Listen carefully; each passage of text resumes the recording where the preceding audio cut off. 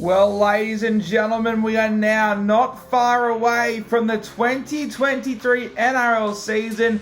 In fact, by this time next month, the pre-season challenge will be in the book. So I am so excited, but there is one video I had planned. Unfortunately, it was meant to drop all the way back on the 1st of the month, but the NRL's copyright has kept it from releasing it to you guys. So I have re-recorded it. I have done it because I want to get this video out there, and I've changed the format slightly. So this might be a quicker video than usual, guys, so I'm so sorry, but I hope you are enjoying the content. We're back here and we are flying on TikTok. Go follow me there if you have not already. But of course, guys, I need you to go and George to foo that like button. If you do enjoy the video, subscribe to the channel. If you have not already, you don't want to be the footy fan, not subscribe to Paddy G heading into 2023, and leave a comment down below. Who do you think was the best NRL player of 2022? And let's get straight into the video. Now, originally this was going to be a top 10 list, but I'm thinking this video, let's just get straight to the point. So, I'm going to be giving you my best NRL player of 2022, but there are a few honorable mentions I want to get out of the way, and we'll kick things off with the Golden Boot winner, Joey Manu.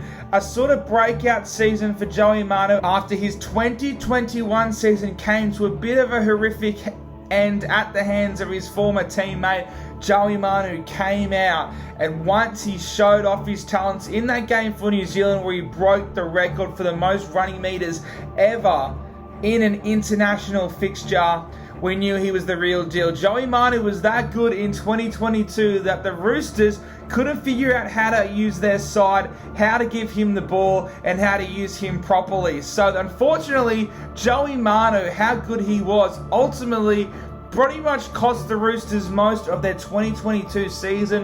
Hopefully that's not the case in 2023, but what puts Manu in this shortlist is his incredible World Cup for New Zealand.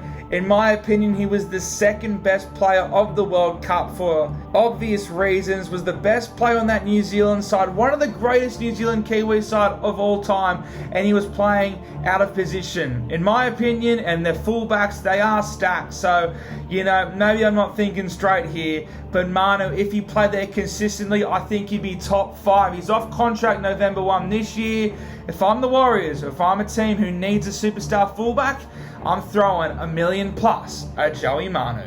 Unfortunately, Nathan Cleary's New South Wales Origin series probably holds him back from being the best player of 2022, but in my opinion, he has overtaken James Tedesco as the best NRL player in the game at the moment. You couldn't have asked for a better 3-year period. Unfortunately for him, the Dahlia medal, he's lost it by a TikTok, the best season of all time, and putting Dylan Brown on his head, which was the only blemish on his record for the Panthers this year. He also overtook DCE and, most importantly, won the Penrith Panthers their second consecutive premiership, where he is undoubtedly the best player on that side. In my opinion, he is currently the game's best player. I can't wait to see how his Origin career can pan out, because that's the only thing holding him back at the moment. But you could say that about a few of these current Blues players. But Nathan Cleary is currently the game's best player, but not the best player of 2022. And finally, the man I had originally penciled in for this entire video to be about, Cameron Munster, took 12 months off the drink after his indiscretion last Mad Monday. And look, he was already incredible, but this 2022, he took his game to a whole new level. Queensland's best player, and he did miss Game 3. Outside of that, he proves to continue to be the Maroons' key man. And in a Melbourne team where they lost pretty much all of their starting backline, he made the transition from 5'8" to fullback and showed us all why. There was a point in time where they were going to force Billy Slater into retirement to keep this kid at fullback. Cameron Munster, he's a top 3 player in the world, and he proved that by being Australia's best player at this year's World Cup. An incredible player, an incredible talent. should probably be most people's answer to this question, but for me, he's the second best player of 2022. But as for the best, we're including regular season, we're including Origin, and we're including the World Cup. And nobody stood out in all three formats more than Jerome Luai. Now I know, calm down. Was he a top 3 player for even Penrith on his own team this year? I would say no. I'd have Cleary, Edwards and Yeo, with Luai being the 4th best player for Penrith. But he was the Blues' best half out of, I know there's only 2, but he outperformed Cleary in Origin this year.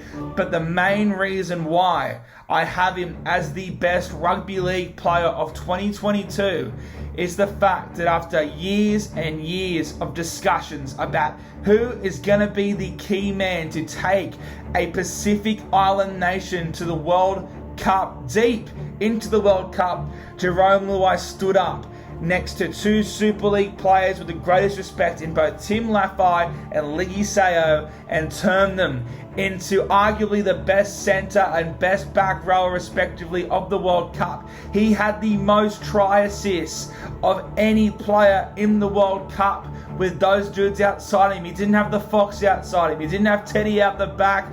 He wasn't sharing his halves partners with Munster and DCE. No. Jerome Luai was playing with Samoa. After they lost by 60 points in the opening match, he came back and was the player of the tournament, taking Samoa to World Cup final glory. I know they didn't win, but for years we've been talking about how the rise of the Pacific nations could be what sparks international rugby league. And it was Jerome Luai pretty much running the show as the halfback in the number 6 jersey for Samoa. And everyone wants to tell me why the World Cup is the most prestigious tournament in rugby league, but yet when I have this take, they all push back. If you want to keep it to NRL, well, Jerome Luai had the highest win percentage of any starting NRL player in 2022. He lost 1 game for the Penrith Panthers. He lost 2 in the Origin series, despite being the better half of him and Cleary. And I know Cleary has to take on a lot more pressure, but Luai, he feels in his role perfectly at both Penrith and New South Wales. He doesn't overplay his hand. He orchestrates the best left edge in rugby league. They swapped Tago in for Stephen Crichton and Matt Burton, and they subbed in Taylor May for Brian To'o, the best winger in rugby league, and Jerome Luai somehow made their left side more lethal in 2022 than they did in 2021. I know a lot of people don't like Luai, and I can completely understand, especially in this country. People have tall poppy syndrome, and they don't like seeing people like Luai call oppositions daddy before games. And then, of course, there was the whole thing with To'o's wedding, which personally I couldn't care less about. But the facts are Luai is now a back-to-back premiership winning 5'8". He lost 1 game for Penrith in the entire year of 2022. He's going nowhere as the Blues main number 6, but most importantly, and why I have him as the best rugby league player of the 2022 season, is he finally was the man who was able to step up and take a Pacific Island nation all the way, not just deep in the World Cup, but they knocked off England, got the revenge, and they ended up in the World Cup final. And was even a moment where people thought that they could do the unthinkable. Not many players could do what Luai did, not just on the field, but off the field in 2022. And that's why I would say he's the best player of last year. But guys and gals, do you hate Luai and do you think I'm an idiot? Let me know in that comment section below. Who do you think was the best rugby league player of 2022? Of course, if you did enjoy this video, if you agree with me or not, make sure you smash that like button. Smash it for 6, ladies and gentlemen. It's still summer. There's a bit more cricket to rinse. Of course, subscribe to the channel if you have not already, because this is the place to be for rugby league fans on YouTube.